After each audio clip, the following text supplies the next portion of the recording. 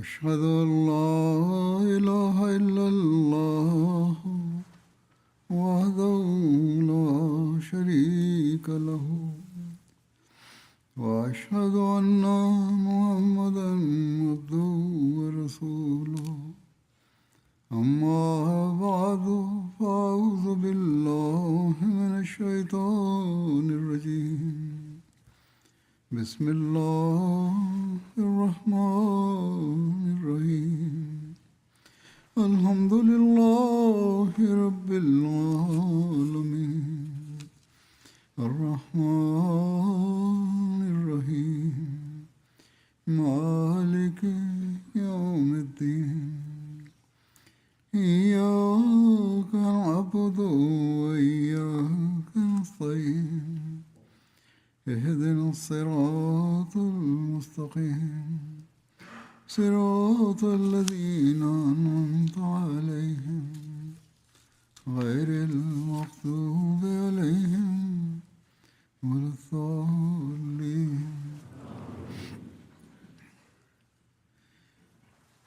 হযরত সাল্লাল্লাহু আলাইহি ওয়াসাল্লাম প্রতিষ্ঠার জন্য মহানবী সাল্লাল্লাহু আলাইহি ওয়াসাল্লামের হৃদয়ের বেদনা, প্রচেষ্টা ও সাহস আর শিরকের প্রতিটি দিকের বিপরীতে একটি সুদৃঢ় পাহাড়ের ন্যায় দণ্ডায়মান হওয়া আর সকল জাতির শিরকে কলুষিত চিন্তাধারা ও শিক্ষার বিরুদ্ধে সত্য বলার বিষয়ে আমরা জানি, আমরা পড়েছি। এ বিষয়ে বর্ণনা করতে গিয়ে হযরত মসিহে মাউদ আলাইহিসসালাতু ওয়াসসালাম বলছেন, একটু ভেবে দেখা উচিত। সহস্র সহস্র বিপদাপদ মাথাচাড়া দেয়া আর লক্ষ লক্ষ শত্রু, প্রতিদ্বন্দ্বী ও ভয় প্রদর্শনকারী দণ্ডায়মান হওয়া সত্ত্বেও মহানবী সাল্লাল্লাহু আলাইহি সাল্লাম প্রথম থেকে শেষ পর্যন্ত নবুয়তের দাবিতে কিভাবে অনড় ও অটল ছিলেন। বছর পর বছর সেসব সমস্যার সম্মুখীন ছিলেন এবং সে সকল দুঃখ কষ্ট সহ্য করতে হয় যা সফলতা সম্পর্কে সম্পূর্ণভাবে নিরাশ করছিল, আর প্রতিনিয়ত সেসব সমস্যা বেড়েই চলছিল। এহেন পরিস্থিতিতে ধৈর্য ধরলেও কোনো জাগতিক লক্ষ্য অর্জিত হওয়ার কথা ভাবাই যেত না, বরং নবী হওয়ার দাবি করে নিজের পূর্বের সহানুভূতিশীলদেরও হারিয়ে বসেছেন, অর্থাৎ যাদের সাথে আত্মীয়তা ছিল তাদেরকেও তিনি হারিয়ে বসেছেন। এক কথা বলে লক্ষ লক্ষ বিভেদের কারণ হয়েছেন এবং সহস্র সহস্র বিপদাপদকে আমন্ত্রণ জানিয়েছেন। স্বদেশ থেকে বহিষ্কৃত হয়েছেন, হত্যার জন্য পিছু ধাওয়া করা হয়েছে, ঘর দোর এবং সকল উপায় উপকরণ ধ্বংস বিনষ্ট করা হয়েছে, বারংবার বিষ প্রয়োগ করা হয়েছে। হিতাকাঙ্ক্ষীরা অনিষ্টকামী হয়ে যায়, বন্ধুরা শত্রুতা আরম্ভ করে। দীর্ঘকাল তিক্ততার মাঝে জীবন অতিবাহিত করতে হয়েছে, যার উপর অবিচলতার সাথে প্রতিষ্ঠিত থাকা কোনো মিথ্যাচারী ও প্রতারকের জন্য সম্ভব নয়। তিনি বলছেন, এত স্পষ্ট ভাষায় ছিলেন যে শিরকের বিরুদ্ধে কথা বলে যে সকল জাতি শিরকে নিমজ্জিত ছিল তাদের সবাইকে বিরোধী সারিতে দাঁড় করিয়েছেন। যারা ছিল আপনজন, মূর্তি পূজা বা শিরক হতে বারণ করে তাদেরকে সর্বপ্রথম শত্রু সারিতে দাঁড় করিয়েছেন। হরেক প্রকার সৃষ্টি পূজা, পীর পূজা ও অপকর্ম হতে বারণ করে ইহুদিদের সাথেও সম্পর্ক নষ্ট করেছেন। হযরত ঈসাকে মিথ্যা প্রতিপন্ন করা, অপমান করা থেকে বারণ করেছেন, যে কারণে তাদের হৃদয়ে আগুন লেগে যায়। খ্রিস্টান ইহুদিদেরকে ঈসাকে অবমাননা করতে বারণ করেন, এই কারণে তাদের মন জ্বলে যায়, তারা ভীষণ শত্রুতায় প্রবৃত্ত হয় আর সবসময় হত্যা করার জন্য ওত পেতে থাকতো। অনুরূপভাবে খ্রিস্টানদেরও খেপিয়ে তুলেছেন, কেননা তাদের বিশ্বাস অনুসারে তিনি তাকে খোদা বা খোদার পুত্র আখ্যায়িত করেননি। আর অন্যের পরিত্রাতা হিসেবে ক্রুশে তার মৃত্যুকেও মেনে নেননি। অগ্নি এবং তারকা পূজারীরাও খেপে যায়, কেননা তাদেরকেও তাদের দেবতাদের পূজা থেকে বিরত থাকতে বলেন আর কেবল তাওহীদ বা একত্ববাদকেই মুক্তির কেন্দ্রবিন্দু আখ্যা দেন। এখন ইনসাফের দৃষ্টিতে দেখার বিষয় হলো, বস্তু স্বার্থ সিদ্ধির কি এটাই রীতি? অপবাদ আরোপ করা হয় যে মহানবী জাগতিক স্বার্থ সিদ্ধির জন্য এমনটি করেছেন। তো অর্থাৎ সকল শ্রেণীকে এমন এমন মর্মপীড়াদায়ক কথা শোনানো হয়েছে যে সকলেই শত্রুতায় উঠে পড়ে লেগে যায় আর সবার মনে আঘাত লাগে। তার নিজের দল এতটুকু ভারী হওয়া বা অন্যের হামলা প্রতিহত করার সামান্যতম শক্তিটুকুও অর্জিত হওয়ার পূর্বেই সবাইকে এমনভাবে খেপিয়ে তোলেন যে তারা তার রক্তপিপাসু শত্রু হয়ে যায়। আজও বিভিন্ন ধর্মযাজক যারা ইসলাম বিরোধী তারা এই অপবাদই আরোপ করে, কিন্তু অপবাদ আরোপ করতে গিয়ে চিন্তা করে না যে স্বার্থ সিদ্ধির জন্য কি কেউ এমন বিপদ ডেকে আনে। তিনি বলছেন যে যুগের সাথে তাল মিলে চলার কৌশল তো এটি ছিল যে যেমন কতককে মিথ্যাবাদী বলেছিলেন তেমনটি কতককে সত্যবাদীও বলতে পারতেন। যদি যুগের পেছনেই চলার এত ইচ্ছা থাকতো, তবে যেখানে কতককে মিথ্যাবাদী বলেছেন তেমনি কাউকে খুশি করার জন্য সত্যবাদীও বলে দিতে পারতেন। বরং আরবদের যদি বলা হতো যে তোমাদের লাত এবং উজ্জাই সত্য, তবে তারা তো সেই মুহূর্তে তার পায়ে লুটিয়ে পড়ত এবং তিনি যা চাইতেন তাদের দ্বারা করাতে পারতেন, কেননা তারা সবাই আপনজন ও আত্মীয়স্বজন ছিল এবং সজাত্যবোধে তারা ছিল অদ্বিতীয়। তাদের সাথে আত্মীয়তার বন্ধন ছিল, নৈকট্য ছিল, গোত্রপ্রীতি বিদ্যমান ছিল, আর এর জন্য তারা যে কোনো ত্যাগ স্বীকারে প্রস্তুত থাকত। সব কিছু তো তাদের মানাই ছিল, কেবল মূর্তি পূজার শিক্ষা দিলেই তারা খুশি হয়ে যেত। তিনি যদি শুধু কথা বলতেন যে ঠিক আছে তোমাদের মূর্তিগুলো সঠিক, তবে তারা আনন্দিত হতো এবং কায়মনোবাক্যে তার আনুগত্য করত। তারা তো তার কাছে দাবি উত্থাপন করেছিল, কিন্তু ভেবে দেখা উচিত সেই মুহূর্তে মহানবীর আপনপর সবার সাথে সম্পর্ক নষ্ট করা আর কেবল তাওহীদ বা একত্ববাদকে, যা সেই দিনগুলোতে দুনিয়ার কাছে এর চেয়ে অধিক ঘৃণিত বস্তু আর কিছুই ছিল না, এবং যার কারণে শত শত বিপদ ধেয়ে আসছিল, বরং নিহত হওয়ার আশঙ্কা ছিল, সেটিকে আঁকড়ে ধরা কোন জাগতিক স্বার্থের কারণে করেছিলেন। আর যখন বা যেখানে পূর্বেই এর কারণে যে সমস্ত জাগতিক স্বার্থ এবং সহায় সম্পদ বরবাদ করে বসেছিলেন, এরপর সেই একই বিপদ ডেকে আনা বিশ্বাসের উপর অটল থাকার মাধ্যমে যা প্রকাশ করা মাত্রই নমুসলিমদের ভাগ্যে জুটল বন্দিদশা, শিকল এবং ভয়ানক মারধর। কোন উদ্দেশ্য অর্জন করা কাম্য ছিল? শুধু তিনিই নন, বরং তাওহীদের ঘোষণা দেওয়ার কারণে তার অনুসারীদেরকেও চরম কষ্ট সহ্য করতে হয়েছিল। জাগতিক আয় উপার্জন করার কি এটাই ধরন ছিল যে প্রত্যেককে এমন তিক্ত কথা যা তাদের স্বভাব, অভ্যাস, মর্জি ও বিশ্বাসের সম্পূর্ণ পরিপন্থী ছিল, তা শুনে নিমেষেই তাদের সবাইকে নিজের প্রাণের শত্রু বানিয়ে দিলেন। একটি বা দুটি সম্প্রদায়ের সাথেও সখ্য বন্ধন রাখলেন না। যারা লোভী এবং ধোঁকাবাজ হয়, যাদের লোভ থাকে, যারা কোনো কিছুর আকাঙ্ক্ষা করে কিংবা যারা চতুরতা ও ধোঁকাবাজের প্রদর্শন করে, তারা কি এমন কোনো কৌশল অবলম্বন করে যার ফলে বন্ধুরাও শত্রু হয়ে যায়? যারা কোনো ছলচাতুরির মাধ্যমে জাগতিক আয় উপার্জন করতে চায়, তাদের নীতি কি এটি হয়ে থাকে? তারা একযোগে গোটা দুনিয়াকে শত্রুতা করার জন্য বা শত্রুতায় উস্কে দেবে এবং নিজের জীবনকে হুমকির মুখে ঠেলে দেবে। তারা তো নিজেদের স্বার্থ সিদ্ধির জন্য সবার সাথে আপোষ করে বেড়ায় আর সকল ফিরকাকে সত্যতার সনদ দিয়ে বেড়ায়, সকল ফিরকাকে সত্যের সনদ দিয়ে থাকে। খোদার সন্তুষ্টির জন্য কথা ও কাজে সামঞ্জস্য সৃষ্টি করা কী করে তাদের প্রকৃতিগত অভ্যাস হতে পারে? খোদার একত্ববাদ ও মাহাত্ম্য কী করে তাদের কাছে অগ্রগণ্য হতে পারে? খোদার জন্য অনর্থক কষ্ট সহ্য করা তাদের বৈশিষ্ট্য নয়।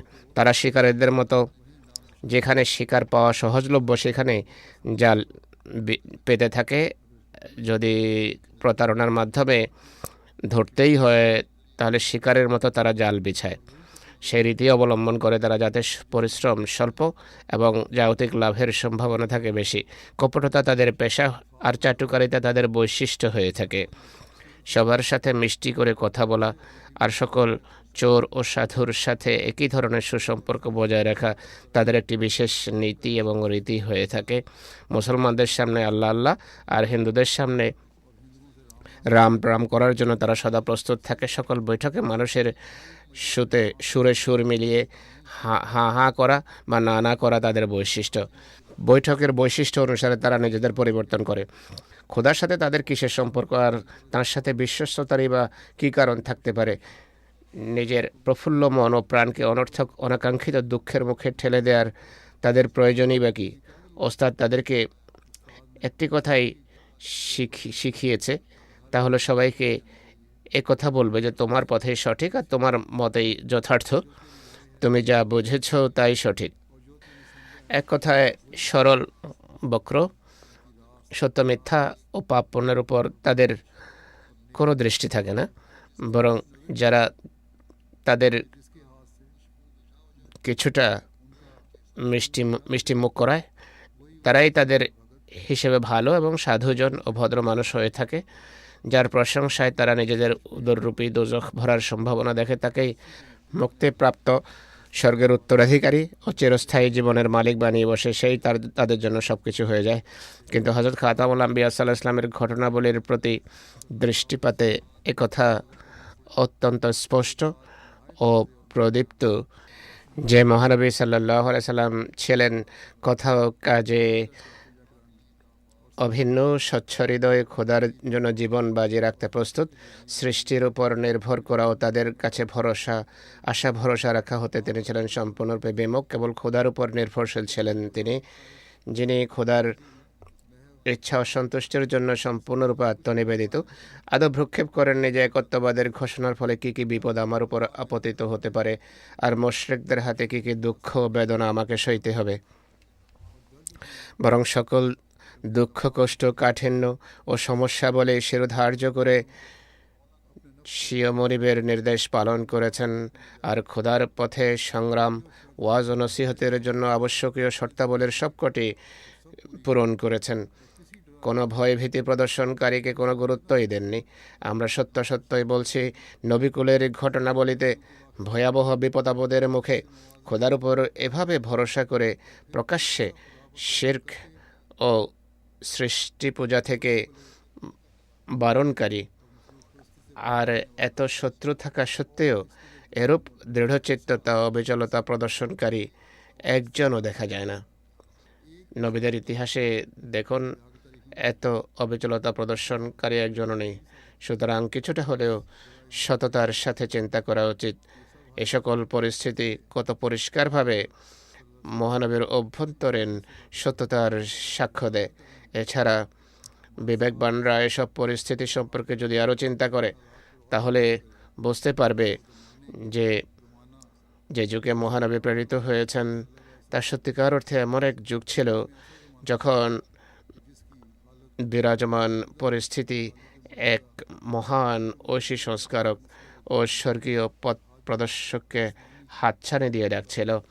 আর যে শিক্ষা দেয়া হয়েছে বাস্তবে তা ছিল সত্য অত্যাবশ্যকীয়, এবং যুগ এমনভাবে বিকৃত ছিল যে কোনো সংস্কারকের তখন প্রয়োজন ছিল।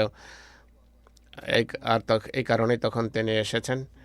আর এটি সেই সকল বিষয়ের সমাহার ছিল যার মাধ্যমে যুগের চাহিদা পূরণ হয়েছে। আর এই শিক্ষা এমন প্রভাব বিস্তার করেছে যে লক্ষ লক্ষ হৃদয়কে সত্যতার প্রতি টেনে এনেছে,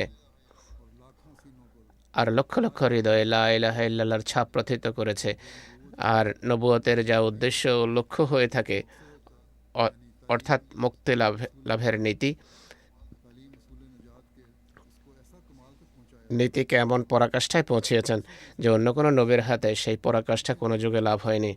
এই সকল ঘটনার প্রতি দৃষ্টিপাতে অবলীলায় হৃদয়ে এই সাক্ষ্য দেয় যে মহানবী সাল্লাল্লাহু আলাইহি সাল্লাম অবশ্যই খোদার পক্ষ থেকে সত্য পথ প্রদর্শক ছিলেন। যে ব্যক্তি বিদ্বেষ ও হঠকারিতা বশত অস্বীকার করে তার ব্যাধি দুরারোগ্য হয়ে থাকে, আর এমন মানুষ আল্লাহকে অস্বীকার করে বসে।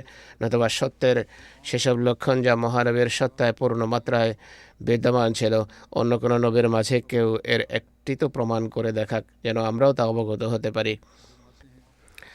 তিনি আরও বলছেন, হিন্দুরা অন্য সব বার্তাবাহক গ্রন্থকে মিথ্যা প্রতিপন্ন করে কেবল বেদেরই জয়গান গাইছে আর বলছে বেদেই সব কিছু। খ্রিস্টানরা সকল ঐশী শিক্ষার ইতি ইঞ্জেলেই টেনেছে।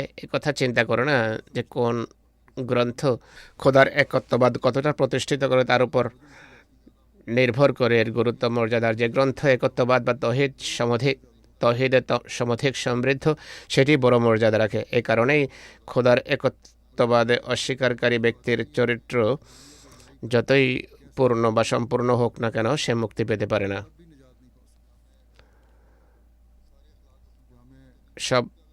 সব কথা থাকলেও তৌহিদ যদি না থাকে, আল্লাহর দৃষ্টিতে সে মুক্তিপ্রাপ্ত নয়। এখন এসব লোকের ভেবে দেখা উচিত, তৌহিদ বা একত্ববাদ যা মুক্তির কেন্দ্রবিন্দু, কোন গ্রন্থের মাধ্যমে তা পৃথিবীতে সবচেয়ে বেশি বিস্তার লাভ করেছে? কেউ বলতে পারে কি যে কোন দেশে বেদের কল্যাণে খোদার একত্ববাদ পরিচিতি লাভ করেছে? এমন কোনো দেশ নেই যেখানে ইঞ্জিলের মাধ্যমে তৌহিদের প্রচার ঘটে থাকবে। সত্য বলতে কি, ইঞ্জিলের মান্যকারী একত্ববাদীকে মুক্তিপ্রাপ্তই মনে করে না। যে তৌহিদে বিশ্বাসী, সে তাদের দৃষ্টিতে মুক্তি পেতে পারে না। বরং পাদ্রীরা একত্ববাদীদের অন্ধকার নরকের ইন্ধন আখ্যা দেয়। তারা বলে যারা তৌহিদে বিশ্বাসী, এক খোদাকে মানে, তিন খোদায় বিশ্বাস করে না, তারা আগুনে পড়বে, যেখানে শাস্তি হবে রোদন ও দন্তপেষণ। তাদের কথা অনুসারে সেই অমানিসাপূর্ণ অগ্নি থেকে কেবল সে ব্যক্তি মুক্তি পাবে যে এই বিশ্বাস অটল থাকে যে খোদা মৃত্যু, সমস্যা, ক্ষুধ, পিপাসা ও ব্যথা বেদনার শিকার, আর সবসময় দৈহিক রূপ ধারণ করেন এবং কোনো মানুষের বেশে আগমন করেন। এই বিশ্বাস না থাকলে পরিত্রাণের অন্য কোনো উপায় থাকবে না। ঈসা আলাইহিস সালামের চিত্র এখানে অঙ্কন করা হয়েছে, যেন সেই কাল্পনিক জান্নাত ইউরোপের দুই মহান জাতি তথা ইংরেজ ও রাশিয়ানদের মাঝে অর্ধেক অর্ধেক করে ভাগ করে দেওয়া হবে। এখন এতে অন্যরাও যুক্ত হচ্ছে, আমেরিকাবাসীরাও এটাই বলে। বরং এখন তো প্রেসিডেন্টের চাটুকারদের, আমেরিকার প্রেসিডেন্টের চাটুকারদের কেউ কেউ বলে যে মসির দ্বিতীয় আগমন ট্রাম্পের মাধ্যমে পূর্ণতা লাভ করতে যাচ্ছে। ইন্নালিল্লাহ। যাই হোক, তিনি বলছেন যে ইংরেজ ও রাশিয়ানদের মাঝে অর্ধেক অর্ধেক করে ভাগ করে দেওয়া হবে, আর যারা খোদাকে তার পরম পরাকাষ্ঠার পরিপন্থী ও ত্রুটিমুক্ত বিশ্বাস করতেন এমন সকল একত্ববাদীদেরকে দোজখে নিক্ষেপ করা হবে। এক কথায়, আজ ধরা পৃষ্ঠে তৌহিদ যাকে বলা হয়, একমাত্র মুহাম্মদ সাল্লাল্লাহু আলাইহি ওয়াসাল্লামের উম্মত ছাড়া আর কোনো ফেরকাতে দেখা যায় না, আর কোরআন ছাড়া অন্য কোনো গ্রন্থের নাম চিহ্ন খুঁজে পাওয়া যায় না যা কোটি কোটি মানুষকে একত্ববাদের উপর প্রতিষ্ঠিত করে আর অলৌকিকভাবে সে প্রদর্শকের পানে পরিচালিত করে। প্রত্যেক জাতি কৃত্রিম খোদা বানিয়ে নিয়েছে, কিন্তু মুসলমানদের খোদা তিনি, যিনি আদি থেকে লয় ক্ষয়ের ঊর্ধ্বে এবং অপরিবর্তিত এবং নিজের চিরস্থায়ী বৈশিষ্ট্যে যেমন ছিলেন তেমনই আছেন। এই সকল ঘটনা এমন যার মাধ্যমে ইসলামের হাদি বা মহানবী ইসলামের সত্যতা দিবালোকের ন্যায় স্পষ্ট হয়ে যায়। কেননা নবুয়তের অর্থ আর রিসালাত ও পয়গাম্বরের উদ্দেশ্য তার পবিত্র সত্তায় সত্য প্রমাণিত হচ্ছে। যেভাবে শিল্প দেখে শিল্পীকে চেনা যায়, অনুরূপভাবে বুদ্ধিমানরা বর্তমান সংস্কার বা সংশোধন দেখে সেই ঐশী সংস্কারককে শনাক্ত করছে।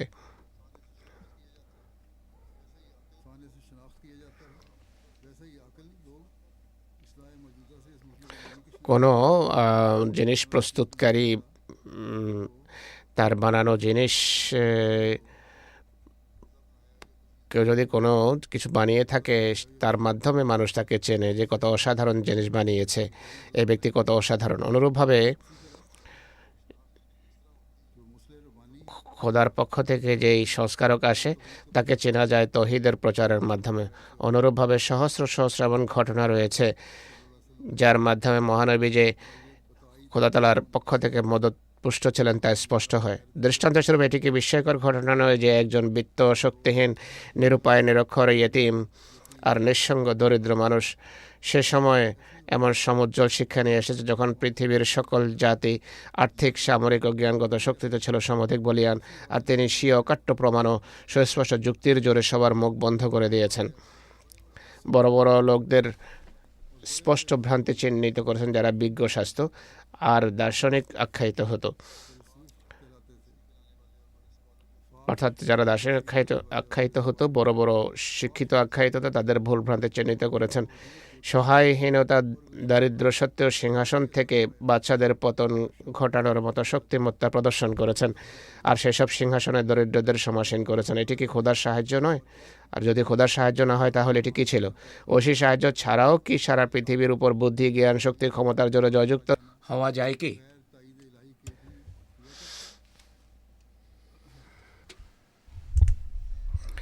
হযরত মসিহ মাউদ আলাইহিস সালাম বলছেন, ইতিহাস স্পষ্টভাবে বলে, আর কোরআন মজিদের বেশ কয়েক স্থানে বিশদভাবে উল্লিখিত আছে,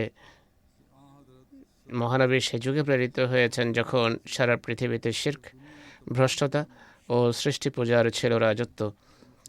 সকলেই সত্যনীতি বিসর্জন দিয়ে বসেছিল, সকল ফিরকা সঠিক পথ ভুলে এবং অন্যদের ভুলিয়ে বিদাতের নতুন নতুন পথ অনুসরণ করছিল।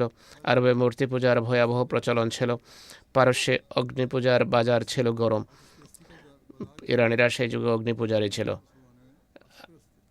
ভারতে প্রতিমা পূজা ছাড়াও আরও শত শত প্রকার সৃষ্টি পূজা বিস্তার লাভ করেছিল। সে যুগেই অনেক পুরাণ, হিন্দু গ্রন্থ এবং অন্যান্য পুস্তক লেখার কাজ সমাপ্ত হয়ে গিয়েছিল, যা অনুসারে খোদার বহু বান্দাকে খোদা বানানো হয়েছে এবং অবতার পূজার ভিত রচিত হয়েছে। পাদ্রি ডেভনপোর্ট কথা মুহাম্মদ ইসলাম বলছেন, পাদ্রি ডেভনপোর্ট এবং আরও অনেক বিজ্ঞ ইংরেজের উক্তি অনুসারে সে যুগে খ্রিস্ট ধর্মের চেয়ে অন্য কোনো ধর্ম বেশি বিকৃত ছিল না। জন ডেভনপোর্টও লিখেছেন এবং সে যুগের অন্যরাও এটি লিখেছে, খ্রিস্টান ঐতিহাসিকরা লিখেছে, কোনো ধর্ম খ্রিস্ট ধর্মের চেয়ে বেশি বিকৃত ছিল না।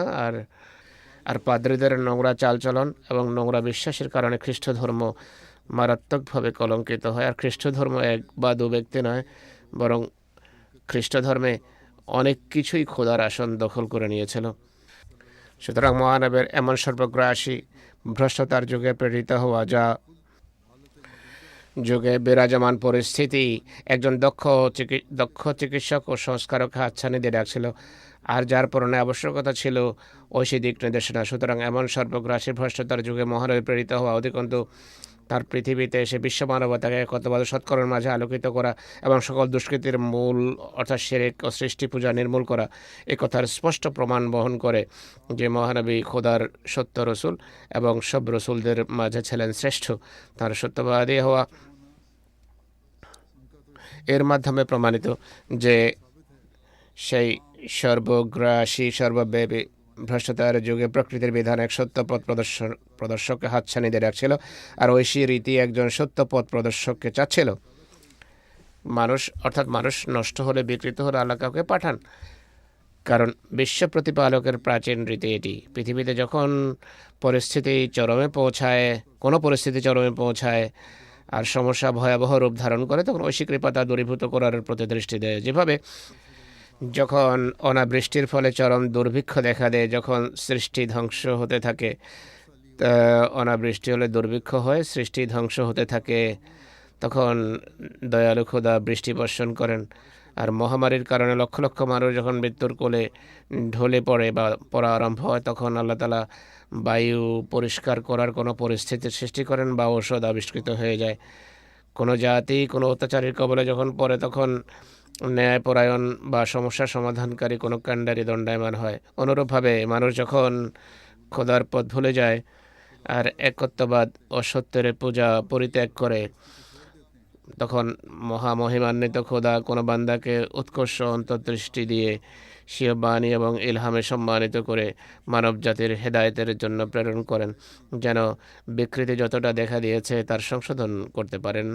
আর এর পেছনে মূল রহস্য হলো বিশ্বের স্থিতি ও স্থায়িত্ব বিধানকারী খোদা, যিনি বিশ্বজগতের অস্তিত্ব ও স্থায়িত্বের একমাত্র অবলম্বন এবং আশ্রয়স্থল।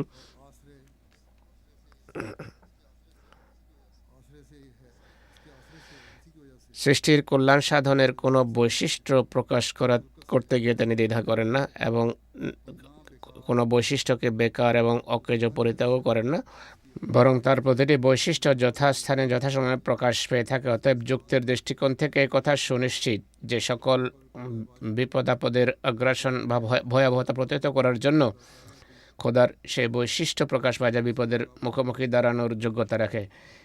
ইতিহাস এবং বিরোধীদের স্বীকারোক্তি আর বিশেষ করে কোরআন মজিদের সুস্পষ্ট বর্ণনা থেকে প্রমাণিত হয় যে মহানবীর আবির্ভাবের সময় এই বিপদ সর্বত্র বিস্তার লাভ করছিল।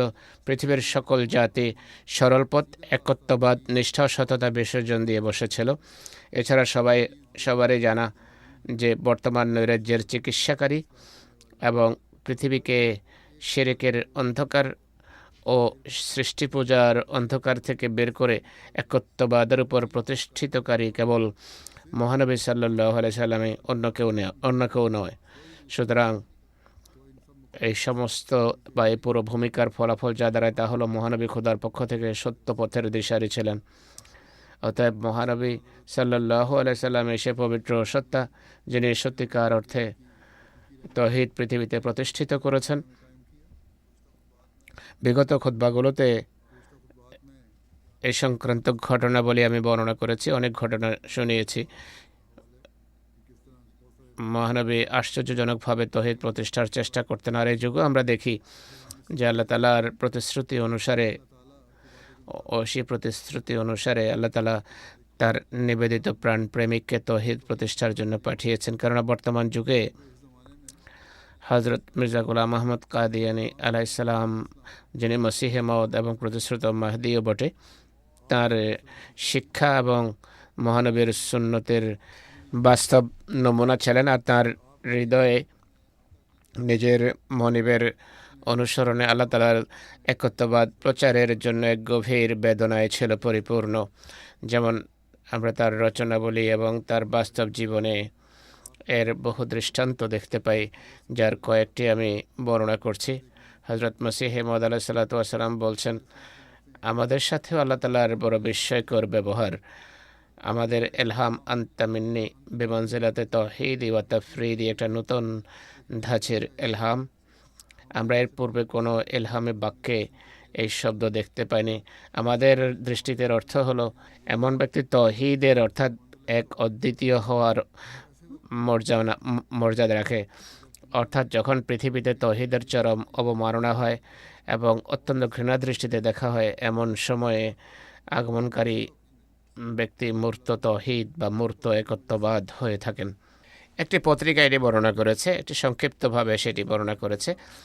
অন্য পত্রিকা অর্থাৎ বদর বিস্তারিতভাবে তা লিখেছে আর এইভাবে লিখেছে, সেই প্রত্যাদিষ্ট ব্যক্তির হৃদয়ে এমন তাওহীদের পিপাসা সৃষ্টি করা হয় যে তিনি নিজের সমস্ত স্বার্থ ও উদ্দেশ্যকে এক পাশে রেখে তাওহীদ প্রতিষ্ঠার ক্ষেত্রে নিজেই এক মূর্ত তাওহীদ হয়ে যান। তার ওঠা বসা, চলাফেরা ও গতিবিধি, এক কথা প্রতিটি কথা ও কাজে তাওহীদের শিখা প্রজ্বলিত থাকে।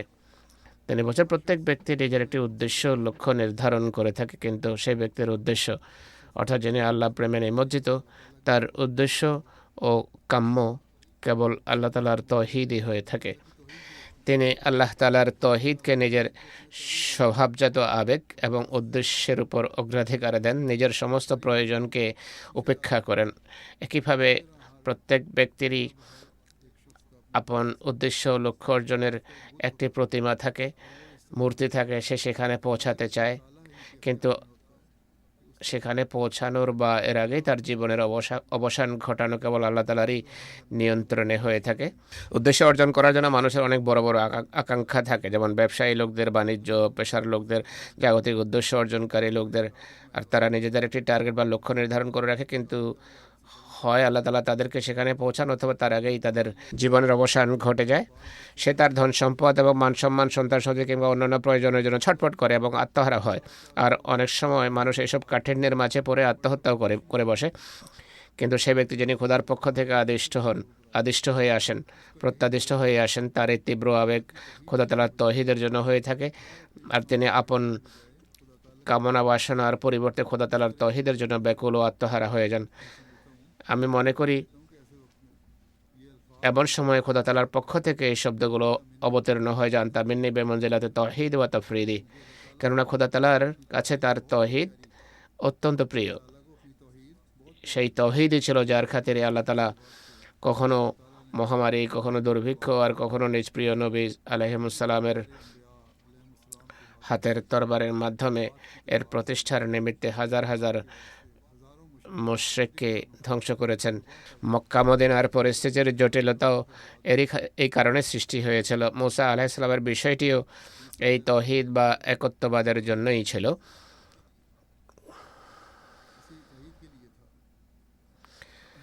হযরত মসিহ মাউদ আলাইহিস সালাম শিরক এবং এর সূক্ষ্ম প্রকারভেদের উল্লেখ করে বলছেন, একই সাথে সর্বপ্রকার অংশীবাদিতা থেকে বিরত থাকা আবশ্যক। সূর্য, চন্দ্র, আকাশের নক্ষত্র, বায়ু, আগুন, পানি আর পৃথিবীর অন্য কোনো বস্তুকে যেন উপাস্য বানানো না হয়। পার্থিব উপকরণকে যেন এমন মর্যাদা দেওয়া না হয় এবং এগুলোর উপর যেন এমনভাবে নির্ভর করা না হয় যাতে প্রতিভাত হয় যে এগুলো খোদা তাআলার সমকক্ষ। আর নিজ মনোবল ও প্রচেষ্টাকেও কিছু মনে করা ঠিক নয়, কেননা এটা এক ধরনের শিরক। বরং সমস্ত চেষ্টা প্রচেষ্টা চালিয়ে এটি মনে করা উচিত যে আমরা কিছুই করি। নিজের বিদ্যায় অহংকার করা উচিত নয়, নিজের কর্মেও গর্ব করা উচিত নয়, বরং নিজেকে সত্যি সত্যি এক অজ্ঞ ও অলস সত্তা জ্ঞান করা উচিত। আত্মা যেন সর্বদা খোদার সম্মুখে অবনত থাকে। সব কিছু করার পরও খোদার সামনে বিনত হও। আল্লাহ, তোমার কৃপায় সব কিছু হয়েছে, তোমার রহমতে সব কিছু হয়েছে। মানুষের জ্ঞান কোনো শিক্ষকের মুখাপেক্ষী, আর সেটি সীমাবদ্ধ। কোনো মানুষের জ্ঞান শিক্ষকের মুখাপেক্ষী এবং সীমিত। আল্লাহ তাআলার জ্ঞান কোনো শিক্ষকের মুখাপেক্ষী নয়, পাঠদাতার মুখাপেক্ষী নয়। তা সত্ত্বেও সেটি সম্পূর্ণ, পরিপূর্ণ এবং অসীম। মানুষের শ্রবণ শক্তি বাতাসের মুখাপেক্ষী এবং সীমাবদ্ধ। শোনার জন্য বাতাসের প্রয়োজন বোধ করে এবং তারপরও সীমিত পর্যায়ে সে শুনতে পায়, কিন্তু খোদার শ্রবণ শক্তি তার নিজস্ব সত্তাগত এবং সীমাবদ্ধ নয়। আর মানুষের দৃষ্টিশক্তি সূর্য বা অন্য কোনো আলোর মুখাপেক্ষী, তার সত্য সীমাবদ্ধ, কিন্তু খোদার দৃষ্টিশক্তি তার নিজস্ব সত্তাগত আলো থেকে উদ্ভূত এবং অসীম। একইভাবে মানুষের সৃষ্টি করার ক্ষমতা কোনো উপাদানের মুখাপেক্ষী এবং সময়ের মুখাপেক্ষী, তার সত্য সীমাবদ্ধ, কিন্তু খোদার সৃষ্টি করার ক্ষমতা কোনো উপাদানের মুখাপেক্ষী নয়, বস্তুর মুখাপেক্ষী নয়, সময়ের মুখাপেক্ষী নয় এবং অসীম। কারণ তার সমস্ত গুণাবলী অতুলনীয় এবং অদ্বিতীয়। তার যেমন কোনো তুল্য নেই, তেমনি তার গুণাবলীরও কোনো তুলনা নেই। যদি তিনি একটি গুণের ক্ষেত্রে অসম্পূর্ণ হন, তবে সকল গুণের ক্ষেত্রেই অসম্পূর্ণ সাব্যস্ত হবেন। তাই তার তৌহিদ ততক্ষণ প্রতিষ্ঠিত হতে পারে না যতক্ষণ না তিনি তার সত্তার ন্যায় স্বীয় সকল গুণাবলীতে অদ্বিতীয় ও তুলনাহীন প্রমাণিত হন। এটি হলো সেই তৌহিদ যা কোরআন শিখিয়েছে, যা ঈমানের মূল ভিত্তি। বর্তমান যুগে শিশুদের মনের প্রশ্ন জাগে, তারা লিখে পাঠায় যে আল্লাহ তাদেরকে সৃষ্টি করেছে, আল্লাহ তাআলা কোত্থেকে এসেছেন। হয়তো বড়রা তাদেরকে এটি বলে বা তাদের নিজের মনের প্রশ্ন জাগে, কিন্তু আল্লাহ তাআলার গুণাবলী এমন যে আল্লাহ চিরকাল ছিলেন এবং আছেন। তিনি অনন্ত, অসীম। তিনি সবাইকে সৃষ্টি করেছেন, তাকে কেউ সৃষ্টি করেনি। কোনো জিনিসের যে চূড়ান্ত ধারণা সৃষ্টি হতে পারে, যা নিজে নিজেই অস্তিত্ব লাভ করেছে, তা খোদা তাআলাই। মুসলিম ইসলাম আরও বলছেন, স্মরণ রাখা হচ্ছে যে প্রকৃত তৌহিদ, যার স্বীকৃতি খোদা তাআলা আমাদের কাছে চান, যার স্বীকৃতির মাঝে মুক্তি নির্ভরশীল, তা হলো খোদা তাআলাকে নিজ সত্তায় প্রতিটি শরীক থেকে, মূর্তি হোক বা মানুষ হোক বা সূর্য হোক বা চাঁদ হোক বা নিজের প্রবৃত্তি বা নিজের কৌশল ও ছলচাতুরই হোক না কেন, এগুলো থেকে সম্পূর্ণভাবে তাকে পবিত্র মনে করা। আর তার বিপরীতে কাউকে কাদের সাব্যস্ত না করা, কাউকে রিজেক্টদাতা না মানা, কাউকে সম্মান দানকারী ও পথভ্রষ্টকারী মনে না করা, কাউকে সম্মান দানকারী বা লাঞ্ছনাকারী মনে না করা, কাউকে সাহায্যকারী ও মদতগার স্থির না করা, নিজের ইবাদতকে কেবল তার জন্য নির্দিষ্ট করা, নিজের বিনয়ে কেবল তার জন্য নির্দিষ্ট করা, নিজের আশা আকাঙ্ক্ষাকে কেবল তার জন্য নির্দিষ্ট করা, নিজের ভয় কেবল তার জন্যই নির্দিষ্ট করা। সুতরাং এই 3 প্রকারের নির্দিষ্টকরণ ব্যতীত কোনো তৌহিদ এই পূর্ণাঙ্গ হতে পারে না। প্রধানত সত্তার দিক থেকে তৌহিদ, অর্থাৎ তার অস্তিত্বের মোকাবেলায় সমস্ত সৃষ্টিকে অস্তিত্বহীন মনে করা, লয়শীল মনে করা, সব কিছুকে হালিকাতুল জাত এবং বাতালাতুল হাকিকত অর্থাৎ সত্তাগতভাবে ধ্বংসশীল ও ভিত্তিহীন মনে করা, সব কিছু মিথ্যা, সেগুলো পূর্ণাঙ্গ নয়। দ্বিতীয়ত গুণাবলীর দিক থেকে তৌহিদ অর্থাৎ রুবুবিয়ত ও উলুহিয়ত অর্থাৎ প্রতিপালন বৈশিষ্ট্য এবং উপাস্য হওয়ার গুণাবলী আল্লাহ সত্তা ব্যতীত অন্য কারো মাঝে নেই। আর বাহ্যিকভাবে যাদের বিভিন্ন প্রকারের প্রভু বা কল্যাণ সাধনকারী মনে হয়, যাদের দ্বারা মানুষ উপকৃত হয়, এটি কেবল তারই হাতের একটি সিস্টেম, তারই হাতের একটি শৃঙ্খলা। কোনো আমেরিকাও নেই, ইসরায়েলও নেই, দুনিয়ার অন্য কোনো পরাশক্তিও নেই, কেবল খোদা তাআলারই শক্তি রয়েছে। যদি মুসলমানরা এটি বুঝতে পারে তবে নিশ্চিতভাবে তারা সাফল্য লাভ করবে। তৃতীয়ত নিজের ভালোবাসা এবং সততা ও পবিত্রতার দিক থেকে তৌহিদ অর্থাৎ ভালোবাসা ইত্যাদি ইবাদতের নিদর্শনসমূহ অন্য কাউকে খোদা তাআলার শরীক না করা, তারই মাঝে বিলীন হওয়া। যেভাবে আল্লাহ তাআলার সাথে ভালোবাসা থাকা উচিত, তেমন ভালোবাসা যেন অন্য কারোর সাথে না হয়। তিনি আরও বলছেন, এই যুগে খোদা তাআলা যখন দেখলেন যে পৃথিবী কলুষিত এবং বিকৃত, কোটি কোটি সৃষ্টি শিরিকের পথ বেছে নিয়েছে, আর পৃথিবীতে 40 কোটির বেশি এমন মানুষের জন্ম হয়েছে যারা মরিয়মের পুত্র এক অসহায় মানুষের খোদা বানিয়েছে। সেই যুগে খ্রিস্টানদের সংখ্যা ছিল 40 কোটি। আর সেই সাথে মদ্যপান, লাগামহীনতা, দুনিয়া পূজা এবং ঔদাসীন্যপূর্ণ জীবনের উদাসীনতা চরম পর্যায়ে পৌঁছে গেছে। তখন খোদা তাআলা আমাকে এই সমস্ত রোগ ব্যাধির সংশোধনের জন্য আমাকে আদিষ্ট করেছেন। এখন পর্যন্ত আমার হাতে প্রায় 1 লক্ষ মানুষ মন্দ ভ্রান্ত বিশ্বাস এবং অপকর্ম থেকে তওবা করেছে। এটি সেই যুগের কথা যখন মসিহ ইসলাম এটি লিখেছে। এখন আল্লাহ তাআলার ফজলে কোটি কোটি মানুষ তার জামাতভুক্ত হয়েছে। তিনি নিদর্শনাবলীর কথা উল্লেখ করেছেন যে 150-র বেশি নিদর্শন প্রকাশিত হয়েছে, যার সাক্ষী এদেশে কয়েক লক্ষ মানুষ রয়েছে। আর আমাকে পাঠানো হয়েছে পৃথিবীতে পুনরায় তৌহিদ প্রতিষ্ঠা এবং মানুষকে মানব পূজা বা প্রস্তর পূজা থেকে মুক্তি দিয়ে এক অদ্বিতীয় খোদার দিকে যেন পরিচালিত করতে পারি এবং অভ্যন্তরীণ পবিত্রতা ও সত্যনিষ্ঠার দিকে তাদের দৃষ্টি নিবদ্ধ করতে পারি। যেমন আমি দেখছি যে মানুষের মাঝে এক আলোড়ন সৃষ্টি হয়েছে। সহস্র সহস্র মানুষ আমার হাতে তওবা করে চলেছে।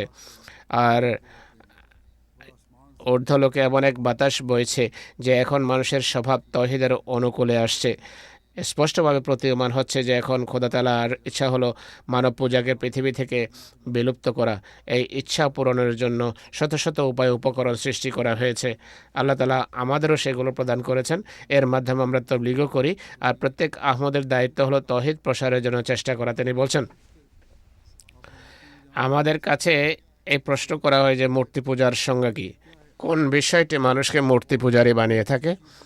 এই বিষয়গুলো বর্ণনা করা আমাদের জন্য অপরিহার্য। স্মরণ রাখা উচিত, ইবাদত হলো আকীদা বা বিশ্বাসের ফল। আর সত্যপন্থীদের বিশ্বাস হলো খোদা এক, আর আল্লাহ জাল্লা শানুহুর গুণাবলী চিরকাল বা চির প্রতিষ্ঠিত, চিরস্থায়ী। অর্থাৎ তার গুণাবলীতে কোনো পরিবর্ধন নেই, কোনো রূপান্তর নেই, কোনো পরিবর্তন হতে পারে না, কোনো রূপান্তর হতে পারে না, আর কোনো সূচনাও নেই আর সমাপ্তিও নেই। সত্য এবং প্রকৃত খোদা চিরঞ্জীব, অনাদি অনন্ত। তিনি সৃষ্টি নন যে তিনি জন্মগ্রহণ করবেন, কোনো উপায়ে জন্মগ্রহণ করেন না। যেমনটা আমি আগেও বলেছি, সব প্রশ্নের উত্তরেতে এসে গেছে। সত্য এবং প্রকৃত খোদা চিরঞ্জীব, অনাদি অনন্ত। তিনি জন্মগ্রহণ করেননি, জন্ম নেননি। আর তিনি এমন সব গুণাবলীর ঊর্ধ্বে যা স্বীকার করতে আমাদের ঘৃণা হয়। তার গুণাবলী তো আমাদের অন্তরের স্বীকৃতি, অন্তর স্বীকৃতিতে আমাদের অন্তর তার গুণাবলীর সাথে সুপরিচিত। তিনি অনাদিকাল থেকে এক অদ্বিতীয়। এমন কোন অন্তর আছে যা তার একত্ববাদের কথা অস্বীকার করবে? তিনি অনন্তকাল পর্যন্ত এক। আর এমন কোন অন্তর আছে যা তার তৃতীয়বাদের স্বীকৃতি দেবে। খ্রিস্টানদের শিক্ষা তো এটাই যে 3 খোদা রয়েছে, সুতরাং নেক স্বভাবের অধিকারী, নেক প্রকৃতি কিছুতেই তৃতীয়বাদের কথা স্বীকার করতে পারে না। আমি তৃতীয়বাদের ত্রুটিগুলো সংস্কারের জন্য প্রেরিত হয়েছে। খ্রিস্ট ধর্মে যেসব রোগ ব্যাধি দেখা দিয়েছে সেগুলো সংস্কারের জন্য এসেছি। তাই এই বেদনায়ক দৃশ্য, অর্থাৎ পৃথিবীতে 40 কোটির বেশি এমন মানুষ আছে যারা ঈসা আলাইহিস সালামকে খোদা মনে করে বসে আছে, এটি আমার হৃদয়কে এতটা ব্যথিত করেছে যে আমি ভাবতেও পারি না যে আমার সারা জীবনে এর চেয়ে বড় কোনো দুঃখ আমার উপর আপতিত হয়েছে। বরং দুঃখ কষ্টে মরে যাওয়া যদি আমার জন্য সম্ভব হতো, তবে এই দুঃখ আমাকে ধ্বংস করে দিত। যে কেন এরা এক এক অদ্বিতীয় খোদাকে ছেড়ে এক অসহায় মানুষের পূজা করছে, আর কেন এরা সেই নবীর প্রতি ঈমান আনে না যিনি সত্য হেদায়েত এবং সরল পথ নিয়ে পৃথিবীতে এসেছেন, অর্থাৎ মহানবী সাল্লাল্লাহু আলাইহি ওয়াসাল্লামের উপর প্রতি তারা কেন ঈমান আনে না। সবসময় আমার এই আশঙ্কা ছিল যে এই দুঃখের আঘাতে আমি না আবার ধ্বংস হয়ে যাই। তিনি বলেন, খোদা তাআলা কোরআন শরীফে সত্যই বলেছেন, এই অপবাদে আসমান বিদীর্ণ হওয়ার উপক্রম হয়, একজন অসহায় মানুষকে খোদা বানানো হচ্ছে। আর আমার এই বেদনায় যে অবস্থা হয়, এই বেদনায় আমার অবস্থা দেখো, যে অন্য লোকেরা যদি বেহেশত চায়, তবে আমার বেহেশত হলো আমি আমার জীবদ্দশায় মানুষকে শিরক থেকে মুক্তি পেতে এবং খোদার প্রতাপ প্রকাশিত হতে দেখতে চাই। আমার আত্মা সবসময় এই দোয়ায় লেগে আছে যে হে খোদা, আমি যদি তোমার পক্ষ থেকে হয়ে থাকি এবং তোমার কৃপার ছায়া যদি আমার সাথে থাকে, তবে আমাকে সেই দিনটি দেখাও যেদিন ঈসার উপর থেকে অপবাদ তুলে নেওয়া হবে, অর্থাৎ নাউজুবিল্লাহ তিনি নাকি খোদা হওয়ার দাবি করেছেন। দীর্ঘকাল থেকে 5 বেলার নামাজ আমি এই দোয়াই করি যে খোদা এই লোকদের দৃষ্টিশক্তি দেন, তারা যেন তার একত্ববাদের প্রতি ঈমান আনে এবং তার রসুলকে চিনতে পারে এবং কৃতবাদের বিশ্বাস থেকে তওবা করে। খ্রিস্ট ধর্ম তো কার্যত বিলুপ্ত হয়ে চলেছে। তৃতীয়বাদের যে দৃষ্টিভঙ্গি বা তত্ত্ব, তা কেবল কিতাবি বাক। খুব কম লোকেই আছে যারা এর চর্চা করে, বিশেষ করে ইউরোপ এবং আমেরিকার কথা বলছি, কিন্তু আফ্রিকা ও দক্ষিণ আমেরিকা এমন লোক আছে, কিন্তু যারা তৃতীয়বাদের তত্ত্ব ছেড়েও দিচ্ছে, তারাও এক খোদাকে মানে না। তাই তৌহিদের উপর প্রতিষ্ঠিত করার জন্য আমাদের সাধ্যমতো চেষ্টা করা উচিত যেন এই বার্তাটি পৌঁছাতে পারি। আল্লাহ তাআলা করুন যে উদ্দেশ্য পূরণের জন্য আল্লাহ তাআলা তাকে পাঠিয়েছেন, যে একত্ববাদের শিক্ষার মহানবী সাল্লাল্লাহু আলাইহি ওয়াসাল্লাম ঘোষণা দিয়েছেন, সে প্রকৃত একত্ববাদ বা তৌহিদের উপর আমরা নিজেরাও যেন প্রতিষ্ঠিত হই এবং পৃথিবীতেও যেন এটি প্রচার করতে পারি। এখন মানবতার অস্তিত্বের নিশ্চয়তা এর মাঝে নিহিত, এছাড়া অন্য কোনো সমাধান নেই। আল্লাহ তাআলা আমাদেরকে এই তৌফিক দান করুন। নামাজের পর আমি 2 ব্যক্তির গায়েবানা জানাজা পড়াবো। প্রথমটি হলো জনাব খাজা জাফর আহমদ সাহেবের, যিনি সিয়ালকোট জেলার সাবেক আমির ছিলেন। কিছুদিন ধরে বা কিছুকাল থেকে আমেরিকায় বসবাস করছিলেন। সম্প্রতি 91 বছর বয়সে ইন্তেকাল করেছেন। ইন্না লিল্লাহি ওয়া ইন্না ইলাইহি রাজিউন। তিনি ওসিয়ত করেছিলেন, তার মেয়ে ইফাত হাই বলেন, শৈশব থেকে আমরা তাকে জামাতের সেবায় আন্তরিকতা, বিনয়পূর্ণ নিষ্ঠার সাথে অতিবাহিত করতে দেখেছি। খেলাফতের সাথে তার গভীর সম্পৃক্ততা ছিল। এটি ছিল তার ব্যক্তিত্বের উল্লেখযোগ্য বৈশিষ্ট্য, যা তার সন্তান সন্ততি এবং পরিবারের সদস্যদের অন্তরেও খেলাফতের প্রতি ভালোবাসা ও বিশ্বস্ততা সৃষ্টি করতে মৌলিক ভূমিকা পালন করেছে। আর এটি বাস্তব সত্য কথা। তিনি অত্যন্ত বিশ্বস্ত, নিষ্ঠাবান আর জামাতের ব্যবস্থাপনার প্রতি অত্যন্ত আন্তরিক ব্যক্তি ছিলেন। যৌবন থেকে আরম্ভ করে শেষ বয়স পর্যন্ত তিনি জামাতের সেবা করার তৌফিক লাভ করেছেন। খুদামুল আহমদিয়াতে কায়েদ হিসাবে, জেলা কায়েদ হিসাবে, স্থানীয় কায়েদ হিসাবে, স্থানীয় আমির হিসাবে এবং জেলা আমির হিসাবেও তিনি কাজ করার সুযোগ পেয়েছেন। মসিহ মওদের অতিথিদের সেবা করার তার গভীর আগ্রহ ছিল। কেন্দ্র থেকে যারাই যেত নিজ ঘরে তাদের রাখতেন, তাদের সেবা করতেন। অত্যন্ত আনন্দ চিত্তে তিনি আতিথেয়তা করতেন। সেবার সময় তার চেহারায় এক ধরনের বিশেষ প্রশান্তি বিরাজ করত। কখনো কোনো পদাধিকারী সম্পর্কে কোনো বেফাস বা অনুপযুক্ত কথা বলেননি, আর কখনো শোনাও পছন্দ করতেন না। তিনি কখনো নিজের সামনে সমালোচনার অনুমতি দিতেন না। আল্লাহ তাআলার সত্তায় তার অত্যন্ত পূর্ণ নির্ভরতা ছিল।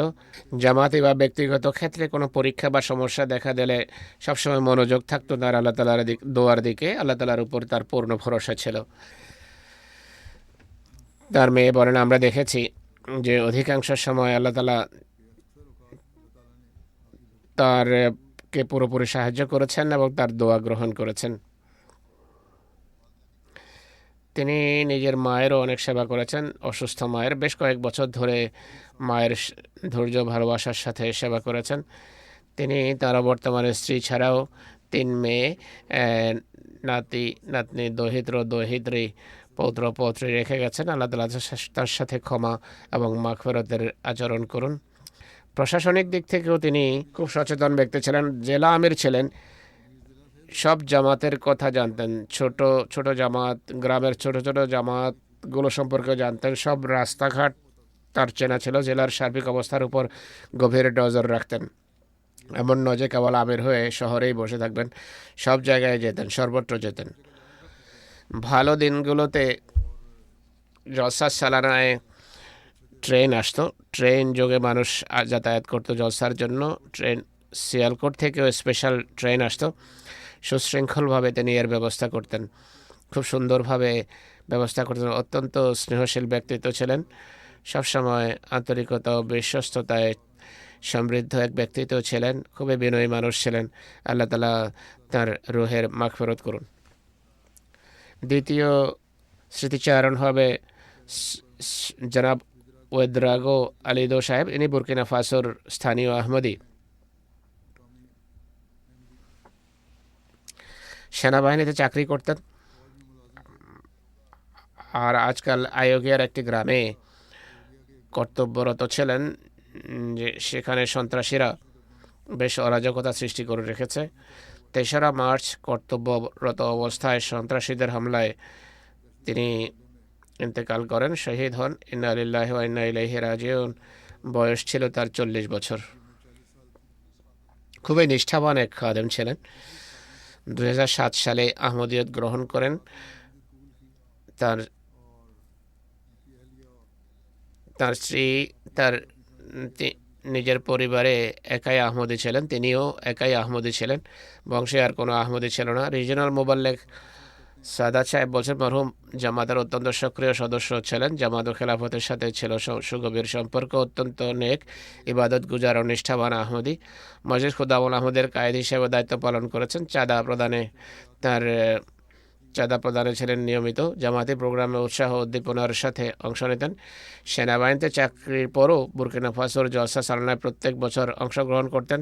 মুরব্বী মোয়াল্লেমদের সাথে অত্যন্ত সম্মান ও শ্রদ্ধার সাথে শ্রদ্ধাপূর্ণ আচরণ করতেন, তাদের সাহায্য করতেন। 2008 সনে যখন আমি ঘানা সফরে যাই, 2005-এ আমি বুরকিনা ফাসোতে গিয়েছিলাম, কিন্তু 2008 সনে যখন ঘানা যাই, সেখানে বুরকিনা ফাসোর খাদেমদের সমন্বয়ে একটা সাইকেল কাফেলা আসে।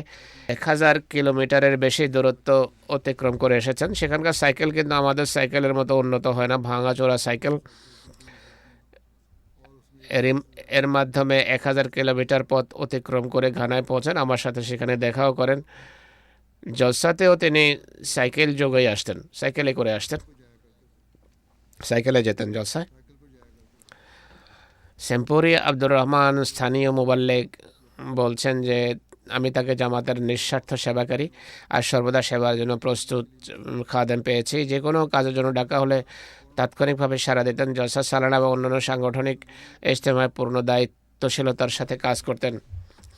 লোকেরা তার কাজের কারণে, তিনি এতটা নিবেদিত প্রাণ ছিলেন যে তার কাজের কারণে তাকে ছোট মোয়াল্লেম বলে ডাকত। বরং অনেক মোয়াল্লেমও এতটা ওয়াকফের চেতনা নিয়ে কাজ করে না যতটা তিনি করতেন। সেনাবাহিনীতে চাকরি পাওয়ার পূর্বে চিন্তিত থাকতেন যে আজকাল আমার কোনো কাজ নেই, চাকরি নেই, আমি দরিদ্র, জামাতের উন্নতিতে যে অংশ নিতে পারছে না। যাই হোক, চাকরি হলে নিয়মিত চাঁদা প্রদান করা আরম্ভ করেন। জামাতের সাথে তার সুগভীর সম্পর্ক ছিল। যেখানেই তার বদলি হতো সেখানে গিয়ে সর্বপ্রথম জামাতের সেন্টার বা মসজিদ তালাশ করতেন। জুমার নামাজ ইত্যাদিতে নিয়মিত আসতেন। তিনি তারও বর্তমানে মা এবং স্ত্রী ছাড়াও এক পুত্র এবং 2 কন্যা রেখে গেছেন। আল্লাহ তাআলা তার রূহের প্রতি মাগফিরাত করুন।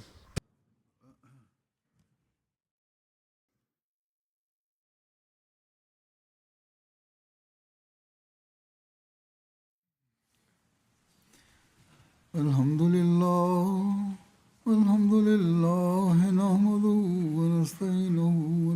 ونستغفره ونؤمن به ونتوكل عليه ونعوذ بالله من شرور أنفسنا ومن سيئات أعمالنا من يهده الله فلا مضل له ومن يضلل فلا هادي له ونشهد أن لا إله إلا الله ونشهد أن محمدا عبده ورسوله عباد الله رحمكم الله إن الله يأمر بالعدل والإحسان وإيتاء ذي القربى وينهى عن الفحشاء والمنكر والبغي يعظكم لعلكم تذكرون اذكروا الله يذكركم وادعوه يستجب لكم ولذكر الله أكبر